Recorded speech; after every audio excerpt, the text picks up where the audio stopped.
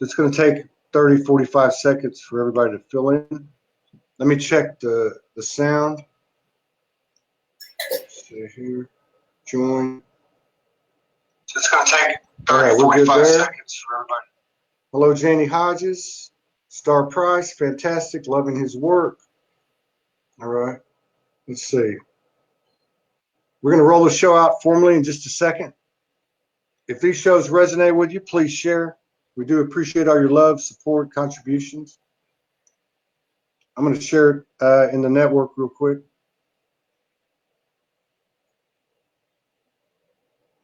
Let's see here. We'll spread it around to our partners.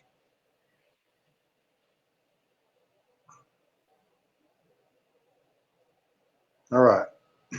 Hello, Jamie Lynn Straley, Donna Green, Jojo Blazajok from Australia, Laurel Gale, Bo James is in the house. How's it going, bro? Monica Peterson, good to see y'all. Thank y'all for coming in. Becky Farrell. Got 22 in the house.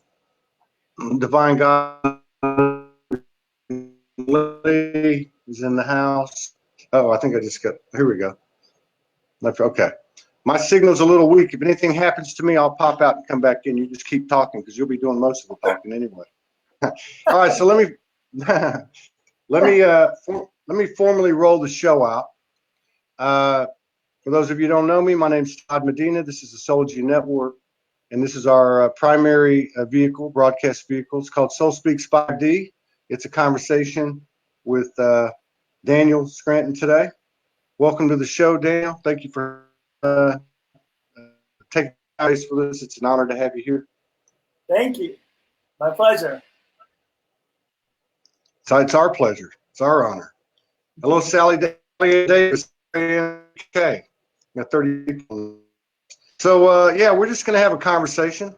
And I was checking your stuff out. I mean, you're like, you know, I don't know how long you've been doing this, but, you know, just to kind of give a little synopsis of who Daniel is. Verbal channel, spiritual teacher, sound healer, channeling 12th dimensional non-physical collective known as the Creators since the fall of 2010. So that answers our question. That's what, 8 years ago.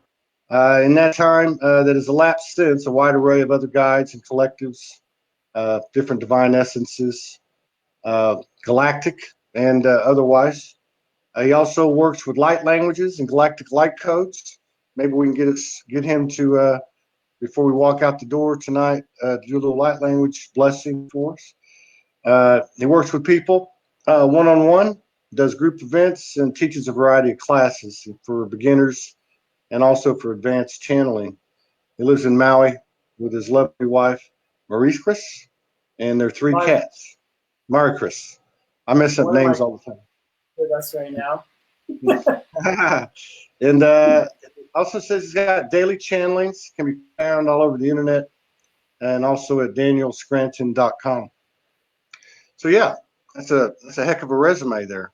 So I guess you've been awake since what, a little bit before 2010? Well, around 2000 is when I woke up. Oh, right. Yeah. Wow. How did that go down? Did you have some it was funny how it went down because I wasn't a person who was looking for anything. I was atheist, but not one of those proud atheists that, you know, is really excited about the fact that there's no God. It was more like I just didn't see any reason to believe that there was. And then I had this job and my boss wanted us all to listen to Tony Robbins' Personal Power 2. And the very last interview that he did was with Deepak Chopra. So there were 13 interviews. The first 12, I don't even remember any of them. I don't remember who they were with. They didn't resonate with me at all, but Deepak Chopra did. And what was funny is I almost returned the Personal Power 2 CDs to my boss before I got to that 13th one. It was the only,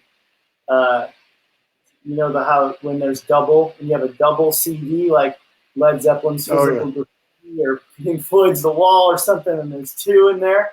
Well, this one had 3. So I didn't notice it had 3 until almost after I had returned them. And so I got that Deepak Chopra interview, and it hit me, and it spoke to me because I was, and I think I still am, a very logical person. And everything Deepak said was logical to me as someone who believed in and still believes in the human body. I believe the human body has the capacity to heal itself. I believe in natural substances, so I was eating all raw, vegan, and organic then, and I am now too. And things that Deepak said in that interview really spoke to my beliefs on the physical level. And then the more I explored Deepak, the more I noticed his teachings would use science to sort of prove, even though I don't know that that was his intention, it was more like this is what he was interested in. He was just a guy who liked quantum physics, and so he talked about quantum physics a lot.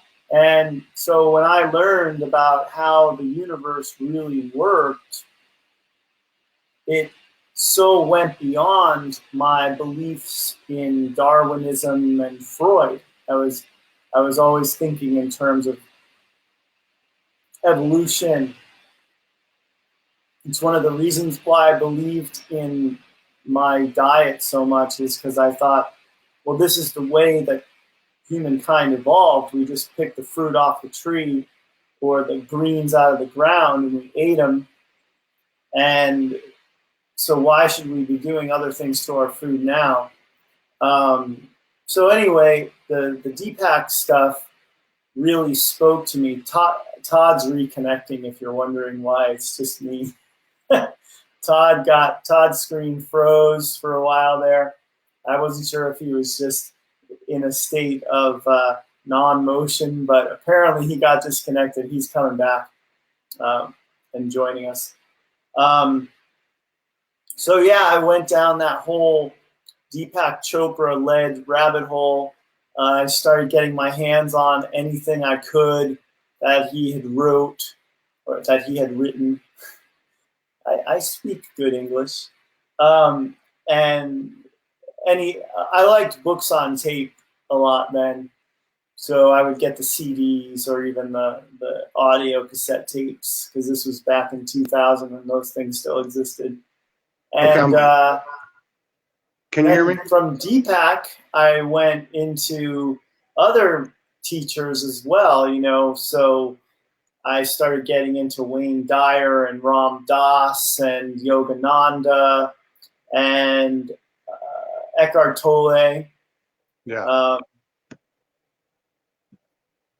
And then at some point, somebody said to me, you got to read these Conversations with God books. And then I was like, oh, okay. And then somebody else said it. And then the third person who said it to me was the Reiki master that I studied under when I got my Reiki 1 attunement. And so I figured 3 times that was important. So I started reading those books, and they were like a drug to me.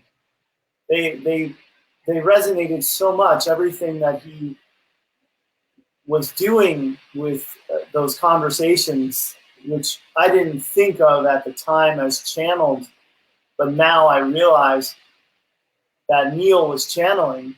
Yeah. And actually, a friend of mine who was my first real spiritual teacher said that to me. She said, oh, you like those books, so then you like channeled material, you'll like Emmanuel. And so Emmanuel is somebody that not that many people are aware of. The channel for Emmanuel has since passed on, but she wrote 3 books, Emmanuel's books they were called. So I read them, and on the back of one of them there was a blurb from somebody about the Seth material. Yeah. So that got me into Seth. I was heavily into Seth for a long time. And I was on these Seth message boards all the time where I was communicating with all these people. And one person in particular, her name is Kitty Coleman. It'd be funny if she was watching right now. She convinced me to check out Abraham. And that was around the end of 2004 when I started getting into Abraham. And then I started going to all the Abraham workshops I could, and then the cruises, and I was flying places to go see them.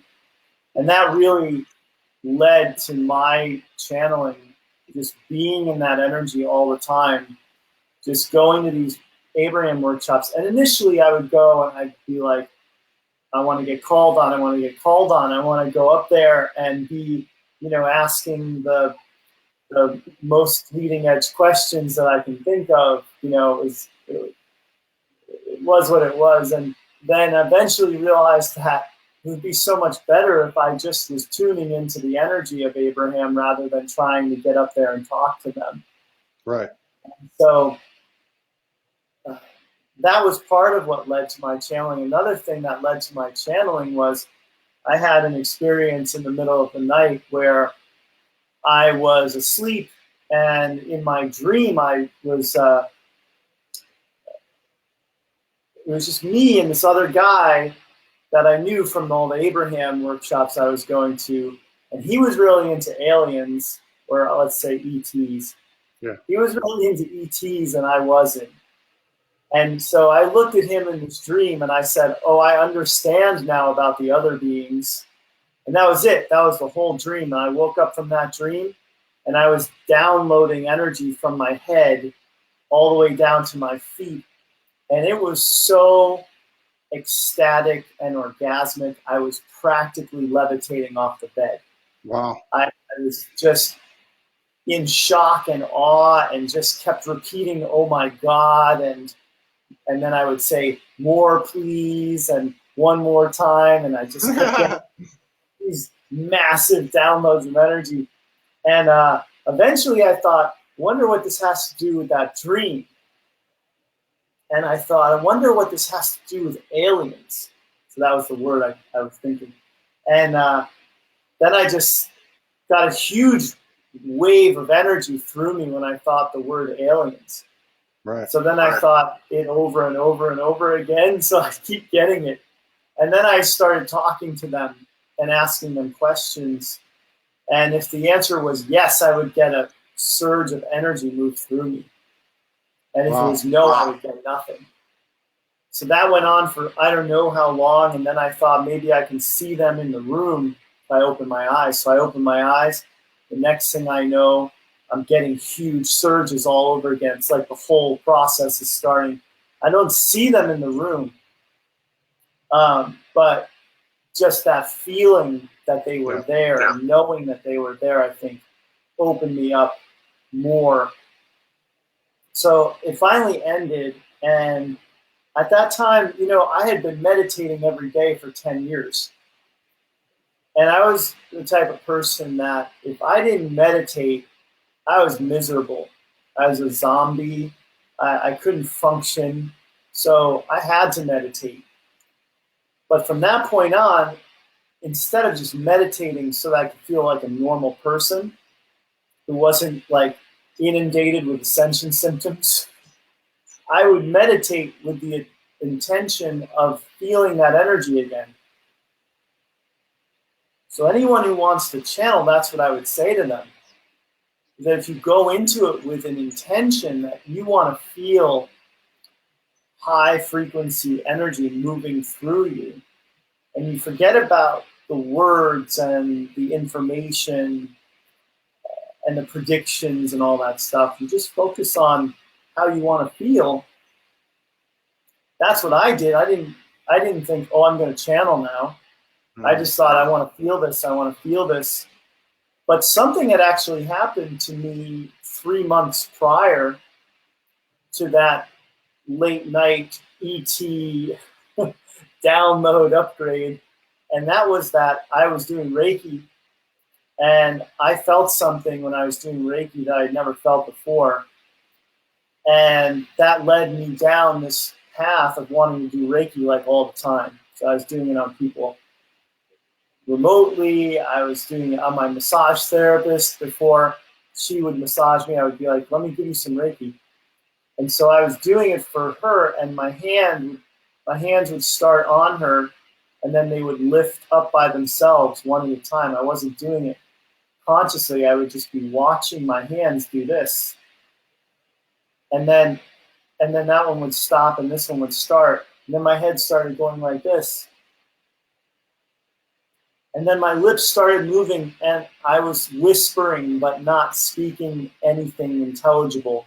But it was just these whisperings like. So that's the first time that I thought, this is around February 2010. That's when I thought maybe I could channel. So obviously I was familiar with channeling. I got into Seth like in 2002 or 3. So it's been a long time since I had been into channel material.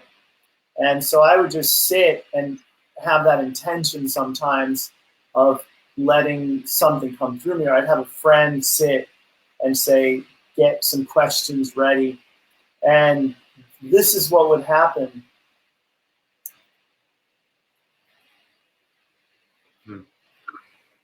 And it was, I had no control over the top half of my body.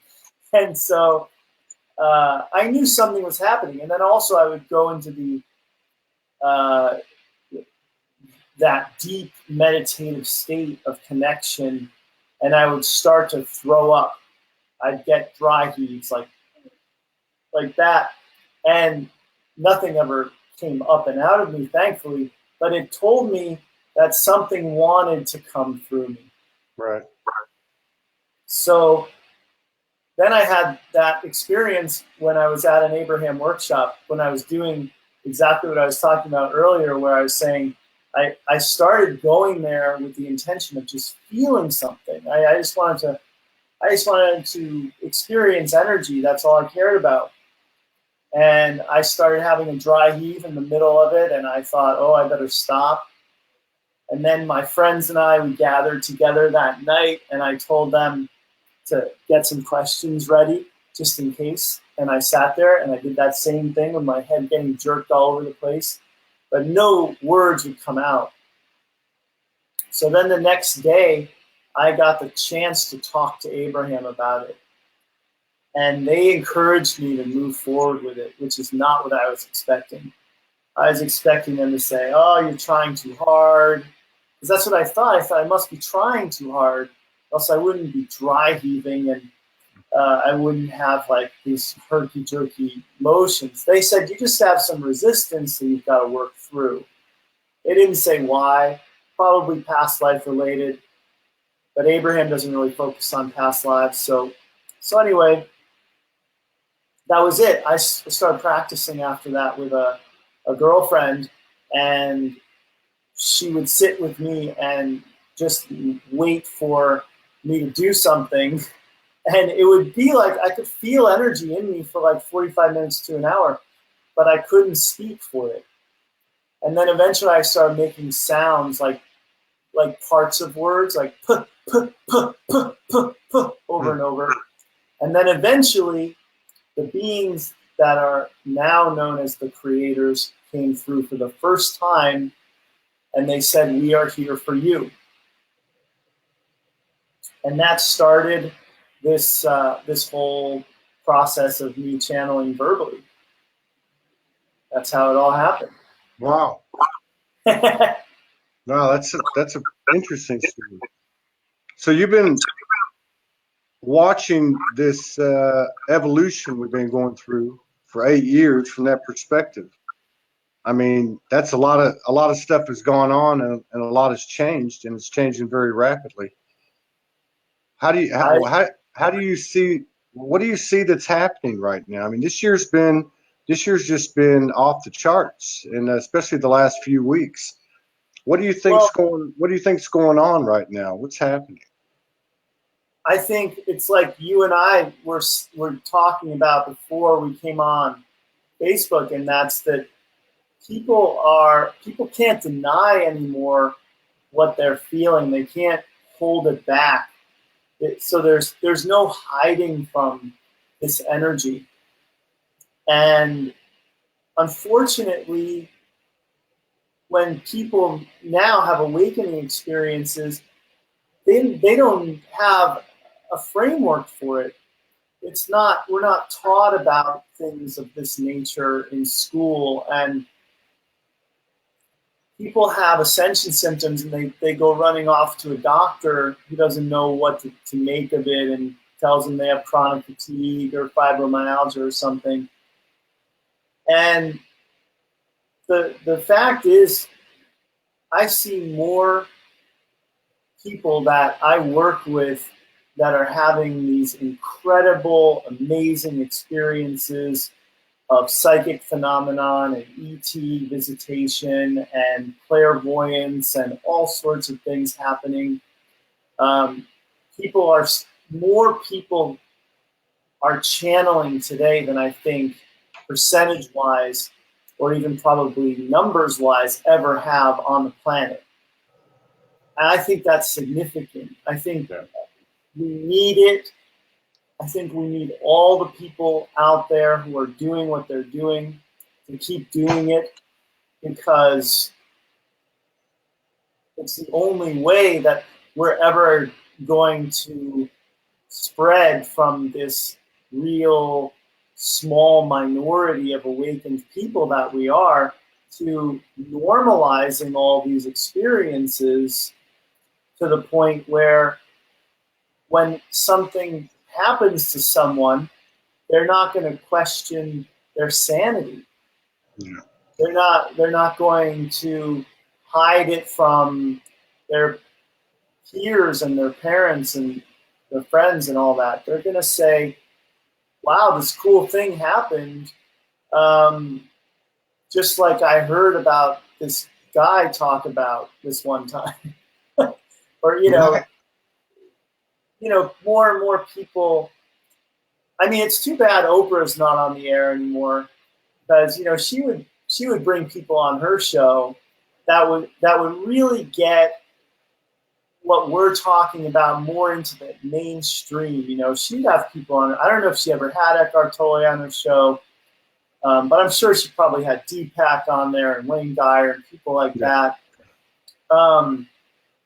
so that the average everyday person could hear someone like Eckhart Tolle talk about his story, which is a very cool story too, and see the person that he is now.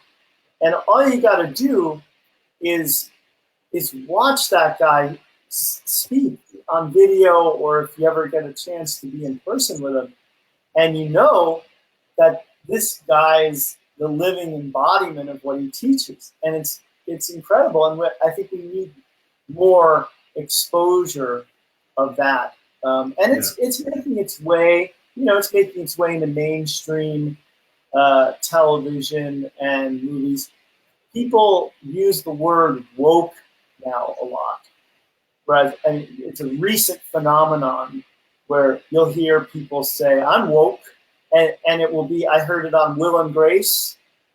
Marlon Wayans has a stand-up special that he calls Woke-ish. So there's a bunch of more mainstream people now talking about what it means to be awake. So it's moving in the right direction for sure.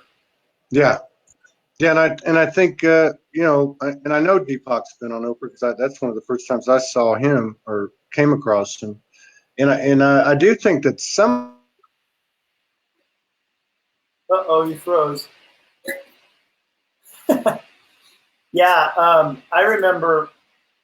I'll just try to pick up the ball here and roll with it. Oprah had a panel on her show. I didn't watch Oprah religiously, but I remember when she had a bunch of people from The Secret on there. No. And I remember one person who, I'm talking about the episode Oprah had where she had a panel of people from The Secret, the DVD, on there. She had Michael Beckwith and a bunch of other teachers. They didn't give any mention to Esther Hicks on that show, which was really unfortunate. And I know it affected Esther emotionally not to be included in that and not to be mentioned, since the law of attraction is essentially the basis of all of Abraham's teachings. But they had all these other people on there talking about the law of attraction and the secret.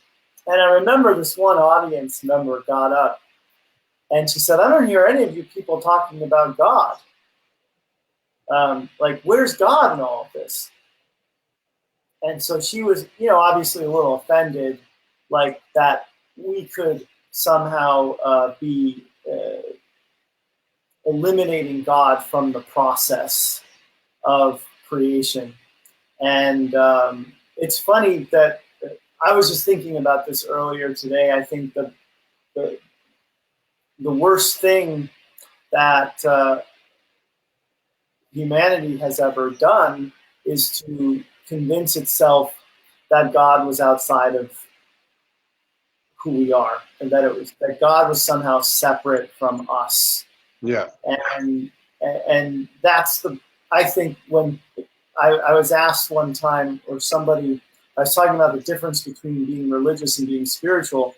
And what it comes down to me is religion puts God out there and spirituality puts God in here. And that's a huge difference. Yeah. That is a massive difference. Yeah, and the reality is it all is God, But before I cut out, I was going to say, it is that part of it. Eckhart Tolle, Deepak, they're in the mainstream. I think the one thing they leave out of the mainstream. In fact, I had a guest a couple of days ago, Honey Borden, and she was talking about how she turns down some appearances on shows like this because they'll tell her, you can talk about this, you can talk about that, but you can't talk about the galactic, you can't talk about ETs, star family, and stuff like that. I think that's the big piece that needs to get into the mainstream. Now, you channel a lot of different essences and stuff, and really very galactic. You have a specific lineage or star family that speaks to you, or more than one? I had an experience here on Maui where I went to my friend's house for what he calls Mystic Movie Night. And before we started watching the movie that he had, he took us through this exercise where he guided us to walk through a portal, and then wherever you went in the portal was where you needed to go. And I went right to the Pleiadian star system, and I was hovering above a planet or a moon in the Pleiadian system, and I started bawling immediately. I just started crying. I set foot on the soil, and the tears continued to stream out. I was met by Pleiadians who I'm sure I knew when I was incarnate there. And they came and greeted me and took me into a home, which may have been my home in a past life. I'm not really sure, but I've always connected well with people who channel Pleiadians: Nora Harold, Wendy Kennedy, Lisa Royal Holt, Rob Gauthier channels a Pleiadian. So and they're not just great channels; these are great people. And so I've always connected well with them, but I never thought about where I was from until that moment where I realized, I definitely have had either the most lifetimes in the Pleiadian system of anywhere, or in maybe my first lifetimes there. I don't see the distinction as being as important as some people do, because I feel like we're here to unite the galaxy. We're here to take our parts from all the different star systems that we carry inside of us now and unite them and integrate them And so at times I often think too that it really depends on what a person is working on in their lives. So if you're more spiritually focused, you're just like I was back in 2010, and you just want to go in a dark room somewhere for a couple hours and feel some energy moving through you, then you're probably connecting more with your Arcturian lifetimes. Whereas if you're in the position that I'm in now, where I'm doing more of teaching and channeling and guiding people, then you're probably connecting more with your Pleiadian side and your Pleiadian lifetimes. And if you're just really service oriented and you're like wanting to join the Peace Corps or help clean up the oceans or do something in Africa, you're probably connecting more with your Sirius lifetimes, because Sirius is all about service. So it really depends on where a person is in their development, I think, and what they're activating and integrating inside of themselves that comes from the stars out there and is meant to be grounded here. So everybody who wakes up eventually wants to go home. But I think that the point is to rise up from here on Earth, make this a fifth dimensional planet, create the type of experience that we've had in other parts of the galaxy, in other star systems, but to have it here on Earth in this traditionally very polarized place. Right. Yeah, I love what you said too about uniting all the star families. So do you have in your mind, do you have a specific mission? And if you do, was that something that was given to you, or something that you feel like you exercise with your free will? Say again, a specific what? Mission. Do you have do you feel like you have a specific mission here in this incarnation? And was that something that was given to you, or something you exercised by your free will here? Well, I think all of us who are awake at this phase with this much time left to go before we shift, we definitely chose to wake up. My path, I started out as a Catholic, and I wasn't just a Catholic. I was a Catholic who believed everything that I was taught. And I believed that I was supposed to be good, and I was supposed to earn my way into heaven, and that I should follow these rules, and whatever was in the Bible was true. To go from that to being atheist, because I in college learned that all the stories in the Bible are all over the freaking world. They're not just part of Christianity, they're part of the Babylonian and the Sumerian and the Aztecian and all these different civilizations that we know about throughout history have these same stories. So then I thought, well, this can't be, they can't have the patent on truth if this stuff is everywhere. So I lost my religion in college and I became an atheist. And from there, without even looking for anything, my spirituality found me. Yeah. So that so doesn't seem like a logical series of events that had to have been planned. Right. And then to have the right teacher show up every step of the way, the right person to guide me on my journey. I mean, I know that I planned this to be what it is. And even the channeling thing, I mean, as into channeling as I was, I never thought I was going to do it. I was hoping my ex-wife, who I was with at the time that I had the big download experience in the middle of the night, but then shortly after, she and I split up because we really weren't a match at that point. I started the channeling, but I thought she would be the one to be the channel, and I would be the one to ask all the questions.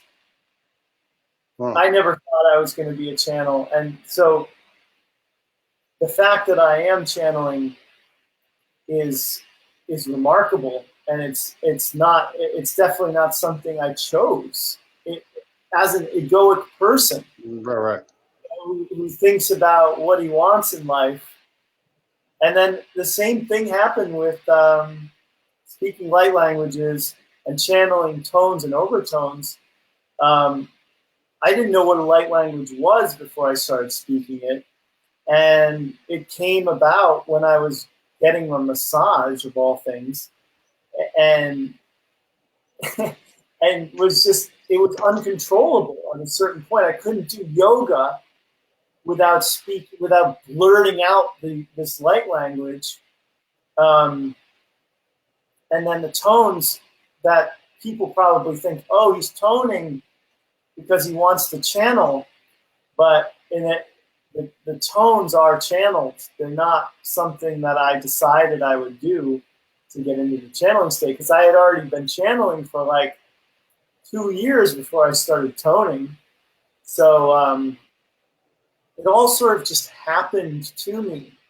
Right. And if I were to say, I think that as far as a mission goes, I think we're all living our mission right now as the sun comes in and it's like right on me. I think Right we're all on cue. the mission right now of just being who we are, Yeah. living our truth, speaking our truth.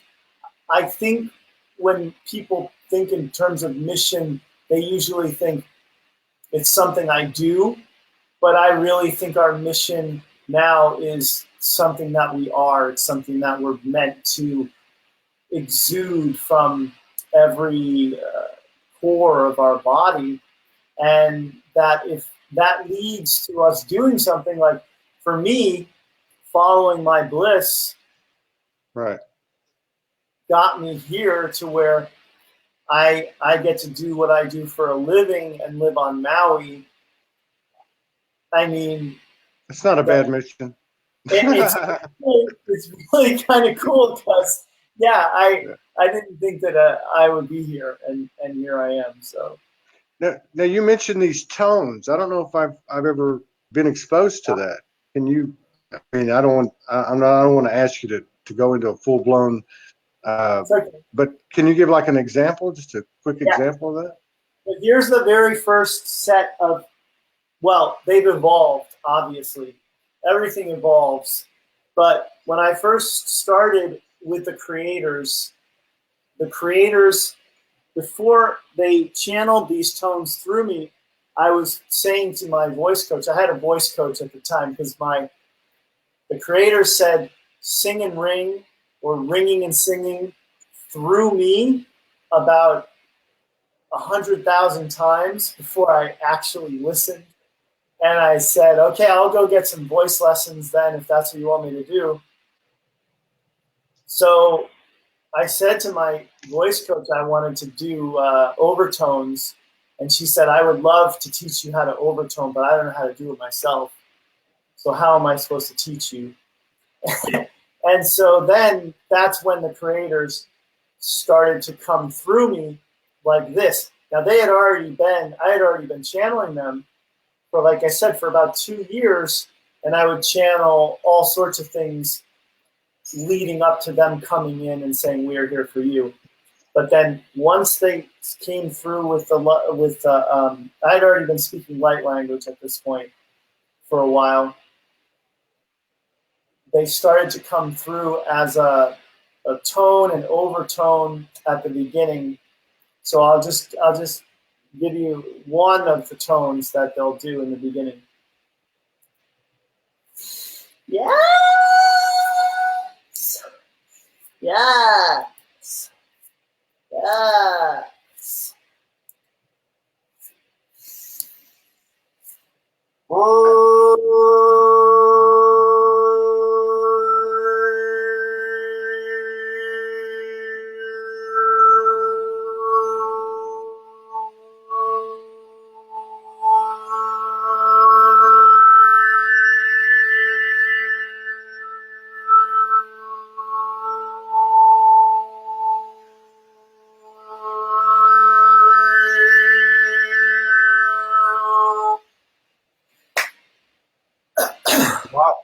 Very cool. I've never seen that before. There are some pretty cool videos of other people who do overtones, who blow me out of the water with what they can do. The sounds that can come out of a person's mouth, it's unbelievable. Now, what is an overtone? I mean, is there a message in it, or is it just well, obviously it's non-verbal as far as the spoken word, but I mean, is it a healing? Is it a transmission, download, or? It's healing. It's activating. My belief about it is that it recalibrates the person's energy, my energy, and the person I'm about to channel for, so that the channeling that I do is on the same wavelength as the person is who's receiving the channeling. So I believe it's about resetting us. Okay. But I also do sound healing. I create sound healings. My wife does the shamanic drumming, and I'll make the tones and sounds and like throat singing and chanting and things like that to go with it. And we just infuse the intention for the sound healing, because sound carries the intention that we have with it, and it never ends. It never stops. It just keeps going on and on forever. Wow. Yeah, that's right.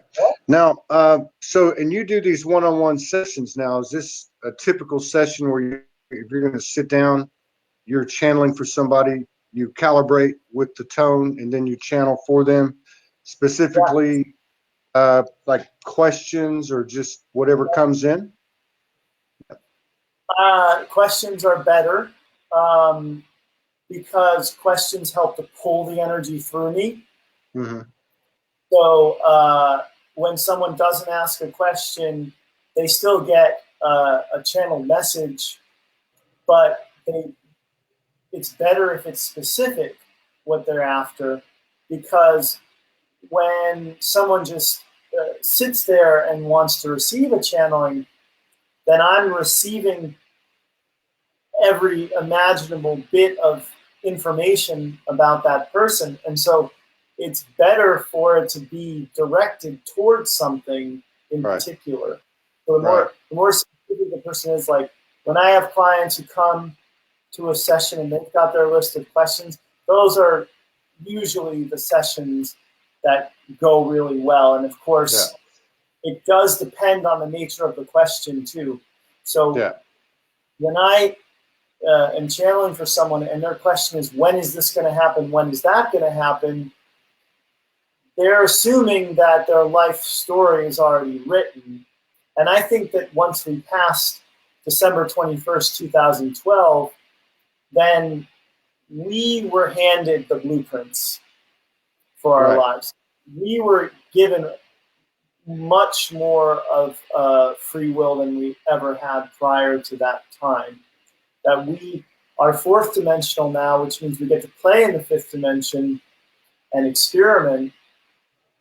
And so it's always better when somebody wants to know how to improve their life or how to make more contact or channel or meet their soulmate or something like that, rather than just saying, channel for me. Am I going to meet my soulmate? When is it going to happen? Because that's like assuming that something is set in stone instead of seeing yourself as the creator that you are. Right. Where it's really entirely up to us. Now I would say one guarantee is that if you stay in your physical body, you're going to ascend. The only way to not ascend is if you decide to leave. And go reincarnate somewhere else. Or maybe some people, I think, are leaving now and they're going to reincarnate and they'll be like 5 years old when they ascend or something. But No. that is something I think that's set in stone, is the ascension of the human consciousness. Yeah. And do you do you see that, people talk about, and I ask other people about this, get different answers, but do you see there actually being like a line in the sand where everything flips and we move into collectively, into the higher dimension, as opposed to this gradual, It is continuous? gradual. Yeah. It is. I think it's both. I think Yeah. it's gradual, and there will be a gigantic. So the way that my guides, the Arcturian Council, talk about it, they're like, okay, you're going to have these minor events. We just had some. We just had some eclipses. We had a solstice. We had some eclipses. We had Lionsgate. And people, I think, are picking up on the fact that something is happening with when those dates are coming. And then those people are assuming that what they're picking up on is the event, what's been termed as the event, which is this gigantic cosmic wave of energy that includes a solar sneeze or a solar event, they're calling it, that would transform everyone upon impact and create the shift in consciousness that we've all been hearing about for God only knows. Some people probably been hearing about the shift for way too long and are like, when did we get here already? So I do think that that's going to happen, but I also think that these smaller events are meant to get us to open ourselves up and receive more so that our bodies can get ready for a major event, which I think is about 9.5 years away. 9.5 years? Right now, on this timeline. Yeah. Right. Now, in terms of your spiritual evolution, that you've been describing for us, was there a direct relation between that and what people call shadow work or inner work within yourself? Oh, I was suicidal the day before I had that big download with the ETs. I was literally contemplating suicide. So I've been there. Yeah. Yeah. I've been through a lot of self-loathing. Mostly, Yeah. it's mostly directed inward. My stuff. I don't get angry very easily. I don't lash out at other people or even the secret society type people. The syndicates, the Illuminati, whatever you want to call them. I don't get really upset at them. It's all basically been a very internal struggle for me of loving myself and getting over the perfectionist side of myself. I think as part of my genetic line to have that, and yeah, I mean, I've been through so much crap to get to where I am, and I see it all as having helped me. Because if I didn't have that reason to go within, in other words, if life out there was going really well, then I probably wouldn't have wanted to go within as much as I did, and have a different experience of life than the one that I was having. Yeah. Now you're in a partnership, and of course there's a lot of talk about, over talk about twin flame and that type of thing. But so whatever you call it, do you see that there is a prominent role of these divine partnerships that they play in this ascension? It seems to be the case for me. I would say that, but I don't believe in just one. So I've been married 3 times. So my wife and I joke about that, about how third time's a charm, because the relationship that I've been in with her now for over 2 years has been so, and I'm 45 now, so it took me 43 and a half years to meet the woman that would ultimately be that best relationship that I've ever been. I mean, I went for years and years and years of my life with no relationships. And again, that kept me going within. Like, what else was I going to do? I didn't have anyone around. Yeah. So I believe that they play a role. Like I said, when I first started channeling, I was newly in love. I had just broken off that first marriage and met someone on an Abraham cruise like 2 weeks later.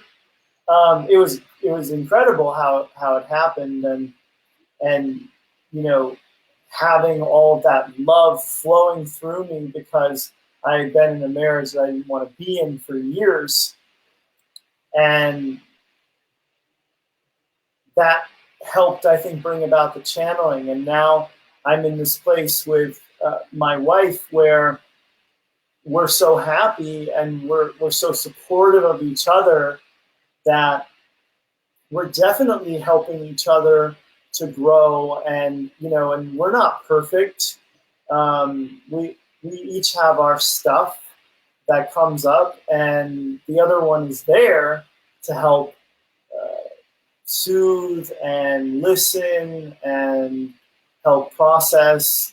So I do think it's a part of the journey, but I don't believe in the concept of a soul splitting in half and needing to find its other half. Some people think that that's what you're supposed to be doing and that that's what your twin flame is. I think my twin flame was my second wife, who was really hard to be with, who like shone a mirror on me that said, these are all the things that you hate about yourself. And I'm going to remind you of them almost every day. that resonates with me, and don't feel bad. You're 45. I'm 56. It took me 56 years to find the third one. Now, but in terms of the freak, well, I mean, I don't know how I want to put that, but I mean, obviously the energy that you two combine, just as your personal stuff affects the collective, it affects the collective. And I don't want to get caught up on those terms too much. So maybe we shift gears to the, I guess I would say, the embodiment of the divine masculine and divine feminine. Do you see that as a significant aspect of this transition we call the ascension? I think the important thing for people to realize is that we each have both inside of us. So sure, another person can help bring out more of your divine feminine or more of your divine masculine. And that person may embody some of what you've never felt you've had access to within yourself. But ultimately, we're here to be whole as individuals. And as two whole individuals who feel totally integrated in their divine feminine and divine masculine come together, then you get something really powerful. But yeah, at times, the other person that we're in partnership with, whether they're in a male or female body, can be embodying something of the masculine or feminine that we need.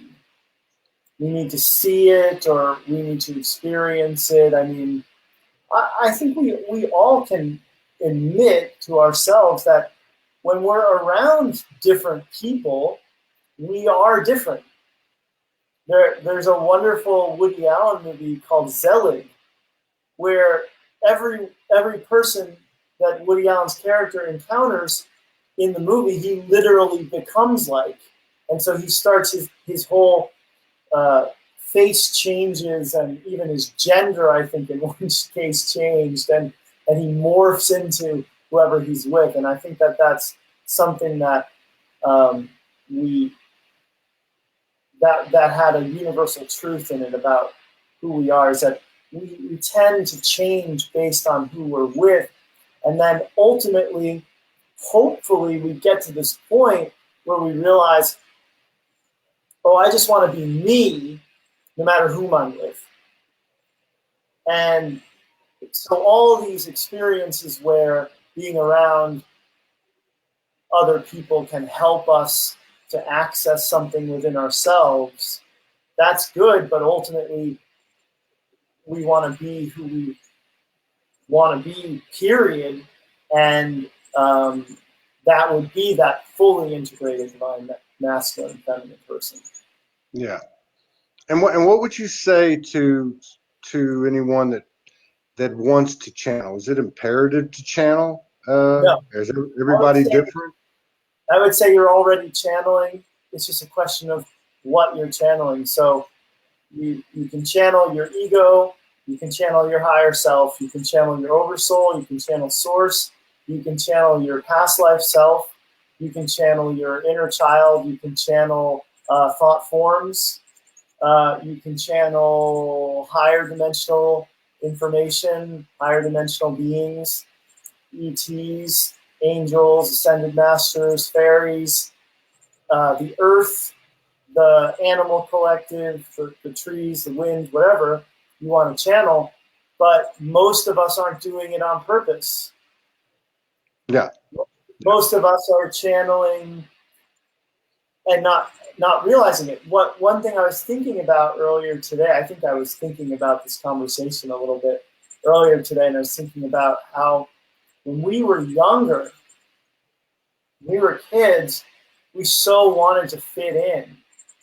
We so wanted to be like everybody else. And then as adults, at some point, we realized that we're not like everybody else, and we don't want to be like anybody else anymore. And so there's a time when we detach from that programming that we're supposed to be a certain way. And when you detach from that programming, then you choose who you want to be. You choose which aspect of source that you want to channel. And then what a channel does is a channel just says, I want to be the part of myself that is in this high frequency, high dimensional group right now. And I know how to get there because I've tuned myself to enough different beings. So that's why it's good to be an empath. That's why being an empath, sometimes we feel like it sucks and we don't want to feel everybody else's stuff, and it's just hard to even be in this world. But it's training too. It helps us to be more than just a singular being that has a body and thinks of itself by its social security number and name and birth date. You know, we have so much access to so much more. And I do think that if a person wants to open themselves up to something more, because I've seen it so many times. I've seen people that I've had in my channeling classes go on to channel amazing material. And I think, yeah, it's anyone can do it. Yeah. Yeah. Now, when you channel like the Arcturian, the creators, these councils, do you feel that those are all aspects of you? And I know ultimately everything goes back to the one, but I mean, do you feel those are all aspects of you? I would say in that ultimate sense, yeah. It's a holographic universe, so there's no escaping it. So if you think in those terms, it's actually easier to channel than if you think, The ninth dimensional Arcturian Council are way up there, and not only are they up there, but they're up there dimensionally. And so for me to connect to them, I've got to have a pretty damn good Wi-Fi signal or something. You know, it's not about that. It's something that, I mean, if you think about a non-physical collective. So I think it's different when you're channeling a physical being. I think when Daryl Anka's channeling Bashar, according to Bashar, there's a certain amount of technology involved in that. So there is technology that Bashar uses to be able to reach Daryl's consciousness.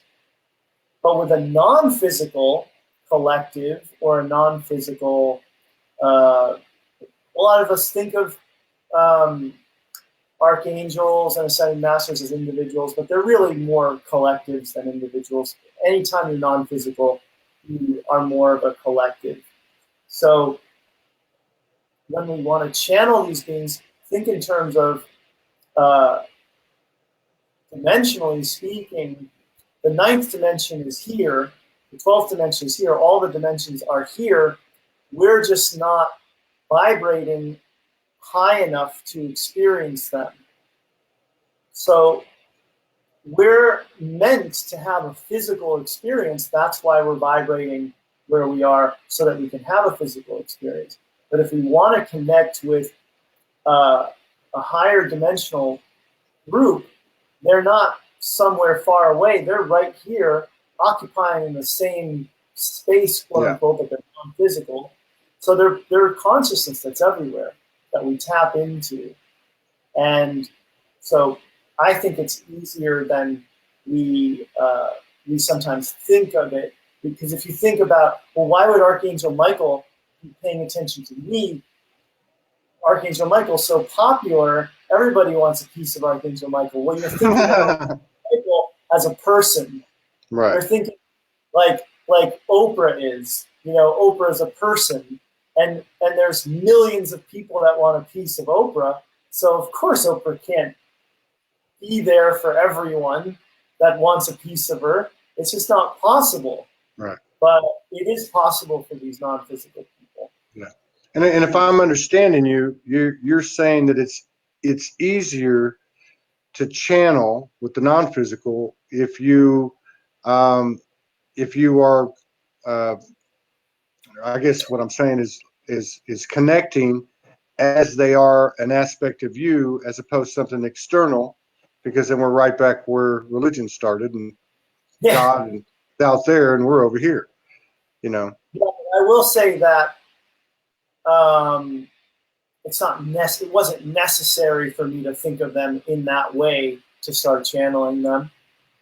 It's just when I teach other people to channel, I remind them of that. Yeah. In case that's part of their belief system as to why channeling is hard, which it really isn't. It's really, when I say everybody's channeling, I mean, if you've ever danced and not been self-conscious and not been following a set number of steps or moves that somebody else taught you, but you just let your body move to the music because the music was moving you, then you've channeled. Yeah. So there are times when we channel, and writing things too. That was another. Dancing and writing were two of my first experiences with channeling that I never thought of as channeling because I was totally asleep at the time. But I used to write a lot, and it came really easy to me for some reason. Yeah. So it's something that we tap into that necessarily call channeling, because you don't make a bunch of sounds and speak in a funny voice and call yourself Archangel Michael, but there are times when everybody taps into something. Yeah, I can relate to that. And actually, I was listening to a Kid Cudi, couple of Kid Cudi cuts the other day, but he wasn't rapping, he was humming. He was humming, and it was, yeah, you can see it on YouTube. I just saw it a couple of days ago, and I thought, what is this? It Kid Cudi's humming for 4.5 minutes to this beat, and it was straight channeling. And I know when I woke up 7 years ago, I spent most every night dancing. I'd never danced before, and it was exactly what you described, and I've never even thought about that. But I was in my own world, and it was connecting me to the soul that's the bridge, and it did engage at that time, which I did see as separate, spirit guides and different things like that. But yeah, that's a powerful piece of information, because and along with what you said earlier too, that we're channeling all the time. There's all kinds of things that we can channel. Right. I know there's a lot of people like myself that have a relationship with trees, and how do you like you said, it doesn't always have to be verbalized or sounds coming out. It's that non-physical frequency. Very Yeah, good. the trees are all connected. They all communicate with each other. Yeah. And they're like the antennae of the planet. They're like the natural antennae that we have. So they're always connected, and they're always downloading. They're amazing. I love trees. Yeah, me too. Me too, big time. Anything outside, it's that's the laboratory right there. So when you do light language, do you go into it with specific intent, or is it healing? Are there messages, that type of thing? If there are messages, I don't interpret them into English. Right. So some people say they can translate a light language, and I'm sure they can if they say they can. I'm not meaning to imply that they're just saying it, but I've never met anyone who's done it, who's been able to say this is what this means, because I think that a light language ideally goes beyond our mental capacity to understand, and it speaks to us on a level that is meant to activate. So I do think that light languages are healing. I do sometimes intend for a light language to have a particular impact. It's the easiest channeling that I do. Light language could not come through me more easily. So I love it. I love that it doesn't have to make sense to my logical mind. So it rises above my judgment of my work that I sometimes do, because it's hard to judge something that when you don't really understand it. Well, it's almost like I love what you were saying, because it's almost like we've got five senses, and whether say we're doing a song or a rap or something or whatever it may be, and we pick it up with those senses. What you're saying is the light language is at a higher level, and then just in terms of an analogy, I mean it's coming in at a frequency where we have more than five senses maybe, and we're getting it a lot like when you described when you got your first channeling. You were getting all that energy in, but it didn't sound like you were getting any specific details. You were getting it in, and you were getting the download. So I mean, I've got a couple of people have asked, and I've got to ask. But before we go out the door, would you mind doing some light language for us? Yeah, let's. Do you want to have like a time limit? Because once I start, it's hard to stop. No, I'm cool. Let me unlock my door, because I got a friend coming over. All right.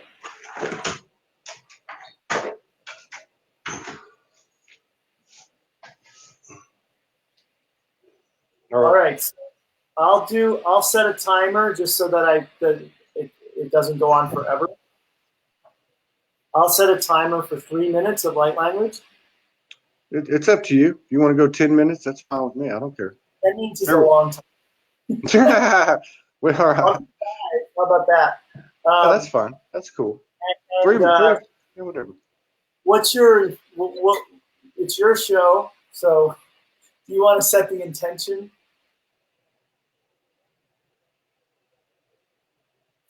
for what the light language does? Well,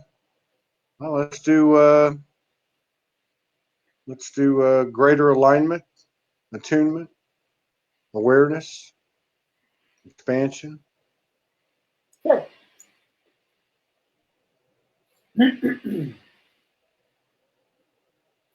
Ita naman do tikanda say bon to ni kitisramolo kata puput hinot po ito na tikanda na po tosran tikanda ko itananta po trukot itampo itresin ko lamata po sirikitiko iamana ko tikanamam tuku na nakatiki o tramitai aturoko serangkai tromete kaya bukot siraka o tikanikitu tukan tulamenekai noroko topo mine keresino katalama toko pa tikitutoman ki tikotoni tikotobe tikarikata itatako tikainu to zitiki nikatiko lekatiki telepo tikayano to Pitikano no kotel kaya katu suti kane kota na matuko itolo kita nambo patikiti kitu pitikati kitu no kote senakati kitu pitalana na boto kote kitiki poko te katangere kito po tarakan kiti poko atakani ni koto toko pitirangan di kitiki kito pati kito nuku pa pikete sito pikitu Perché tutte catati tumutu tumenicatico tutto coticane di che tutto si catico non ampai ai coticane no cut itala catico po itala catico si che o tico o Pitiketiki nikituko etatico pai etikai etiko tutubti patatako sutika nanakato tikitiko tombe tiko itakana nakatikatuko tumu dikitiko itakiko mitikutikitiko nikitiko itiko taba tikataka kutuko ilanganda kesikutuko nikita impa Impa, unta, unakataka kutu sitikatu kuni nakataka kanu sukutikari kitipo. Ide karama pada posa tamana kuru kumbo. Bide kiring kutran tu tiketing natatandulo. Timintikam na kuto tikatikatinti. Takanino gutu to sitakitindu. Patikita tikatukutombo lika. Kita good ticket like ticket